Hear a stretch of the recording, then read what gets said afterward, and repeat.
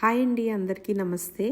ఈరోజు మనం లంచ్ బాక్స్లోకి ఈజీగా పిల్లలకి ప్యాక్ చేయగలిగే వెజిటేబుల్ రైస్ ఎలా తయారు చేసుకోవాలో చూద్దాం. ఒక కుక్కర్లో ఆయిల్ వేసుకొని దానిలో అన్ని మసాలా దినుసులు, చెక్క, లవంగ, కసూరి మేతి, బిర్యానీ ఆకు, బిర్యానీ దినుసులు అన్నీ కొంచెం కొంచెం వేసుకోవాలి. ఇవి వేగిన తర్వాత 4 పచ్చిమిరపకాయలు, ఒక పెద్ద ఉల్లిపాయని ఈ విధంగా సన్నగా కట్ చేసుకొని వేసుకోవాలి.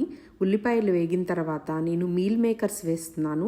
వీటిని బాగా మరిగే నీటిలో 5 నిమిషాల నుంచి 10 నిమిషాల పాటు ఉంచి నీళ్ళంతా పక్కకు వంపేసి ఒకసారి చల్లనీళ్ళల్లో పిండి పక్కనుంచుకొని వేసుకోవాలి.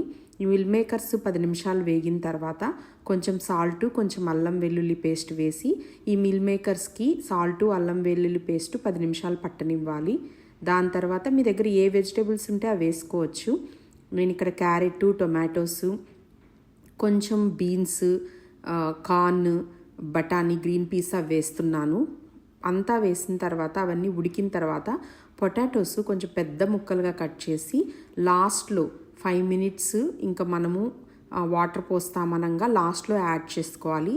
పొటాటోస్ ఒక 2 నిమిషాలు ఉడికిన తర్వాత సాల్టు, గరం మసాలా, కారము రుచికి తగ్గట్టు వేసుకొని దీంట్లో కొంచెం పుదీనా, కొంచెం కొత్తిమీర వేసుకొని 5 నిమిషాలు మగ్గనిచ్చిన తర్వాత 1 గ్లాస్ బాస్మతి రైస్కి 1.5 గ్లాస్ వాటర్ వేసుకొని సాల్ట్ చూసుకోండి మీ రుచికి తగినంత. కొంచెం ఉప్పగా ఉండాలి వాటరు.